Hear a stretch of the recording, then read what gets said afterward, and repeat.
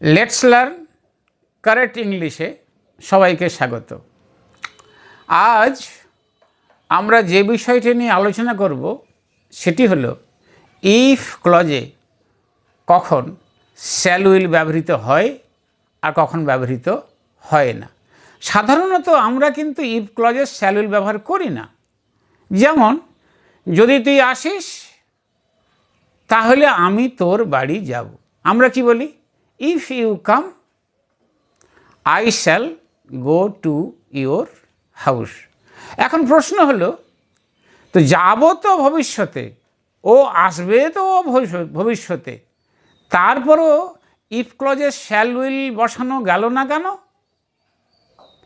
তার যুক্তিটা হলো এই রকম যে যদি ইফ ক্লজটি অন্য যে ক্লজটার বা অন্য যে বাক্যটির বা ঘটনাটির আগে যদি ঘটে, আবার বলি, ইফ ক্লজটি যদি অন্য ক্লজটির বা বাক্যটির বা ঘটনাটির আগে ঘটে, তাহলে ওখানে ভবিষ্যৎকাল বোঝাতে শ্যাল উইল বসানো চলবে না।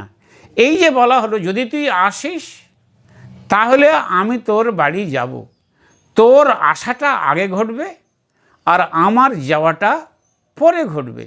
এই যুক্তির ভিত্তিতে ইফ ক্লজটাতে বা ইফের বাক্যাংশে কি হলো না? শ্যাল উইল বসানোর দরকার হলো না। বাক্যটি হলো if you come I shall go to your house. কিন্তু ঘটনা যদি এই রকম হয় যে ইফ ক্লজটা বা যে বাক্যের সঙ্গে যে ঘটনাটার সঙ্গে ইফ যুক্ত আছে সেটাও ভবিষ্যৎকালে মেন ঘটনাটার পরে ঘটবে। আবার বলি, যে বাক্যটার সঙ্গে বা ঘটনার সঙ্গে ইফ বা যদি কথাটা যুক্ত আছে সেটা মেন ঘটনাটার পরে ঘটবে, তাহলে দুটো ঘটনাতেই ভবিষ্যৎকাল বোঝাতে অক্সিলারি হিসাবে শ্যাল উইল বসাতে হবে। যথা, এই বাক্যটা নেওয়া যাক যে যদি তুই আসিস আমি তোকে নিমন্ত্রণ করব। এখন আমরা জানি যে নিমন্ত্রণ আগে হবে, আসাটা তো পরে হবে।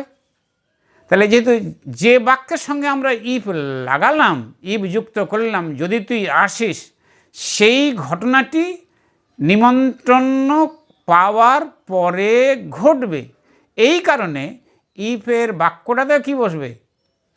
উইল বসে যাবে।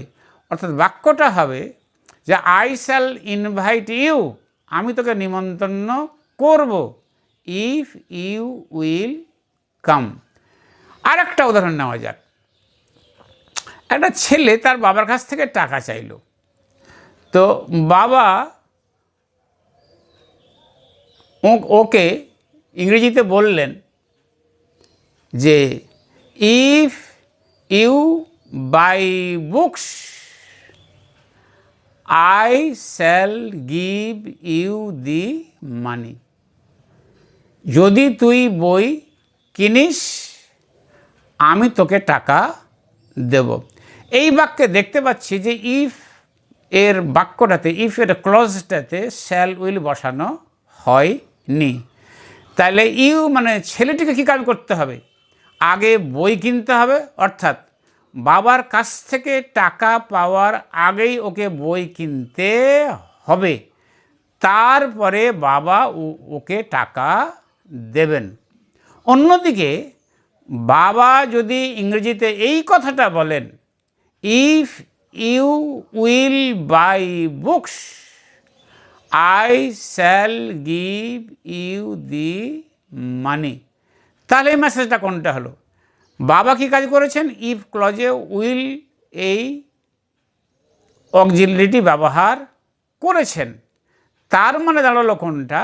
যে এই ইফ ক্লজের ঘটনাটা, অর্থাৎ বই কেনাটার ঘটনাটা কিন্তু পরে ঘটবে। অর্থাৎ বাবা এই কথাটা বোঝালেন যে উনি তার ছেলেকে টাকা দেবেন ঠিকই, তবে শর্ত হলো এই, ওই টাকা নিয়ে গিয়ে ছেলেটিকে বই কিনতে হবে।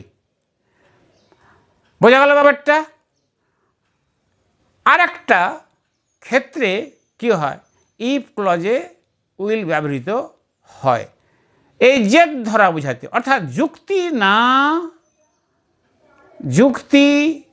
না বুঝে, যুক্তির ব্যাপারটা গুরুত্ব না দিয়ে কেউ যদি জেদ ধরে কোনো কাজ করে, তাহলে সেক্ষেত্রেও কী হবে, ভবিষ্যৎকাল বোঝাতে উইল বসাতে হবে।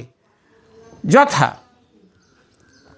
মানুষ তোর বিরুদ্ধে অভিযোগ করবে, তুই যদি সকালবেলা চিৎকার করিস, মানুষ তোর বিরুদ্ধে অভিযোগ করবে।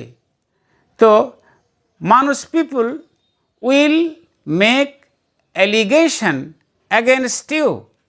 এই যে people will make allegations against you, মানুষ তোর বিরুদ্ধে অভিযোগ করবে। If you will shout in the morning, তুই যদি সকালবেলা চিৎকার করিস। এখানে উইল শাউট হলো কেন? ঘটনাটা হলো এই কারণে যে সকালবেলা চিৎকার করাটা বেঠিক, এটা অন্যায়, এটা সবাই জানে।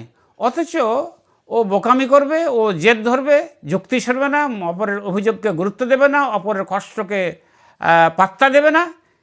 এই যে জেদ ধরা, এই ব্যাপারটিকে তুলে ধরার জন্য এখানে কি হলো, ইফ ক্লজেও উইল বসানো হলো। আশা করছি ব্যাপারটা বোঝাতে পেরেছি। যদি বোঝাতে না পেরে থাকি, কমেন্ট বক্সে এই ব্যাপারে শুনতে চাইছি, দেখতে চাইছি যে আপনারা কিছু বলছেন। এখানে আজকে আলোচনা শেষ করছি।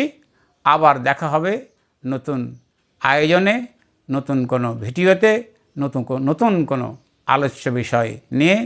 ধন্যবাদ।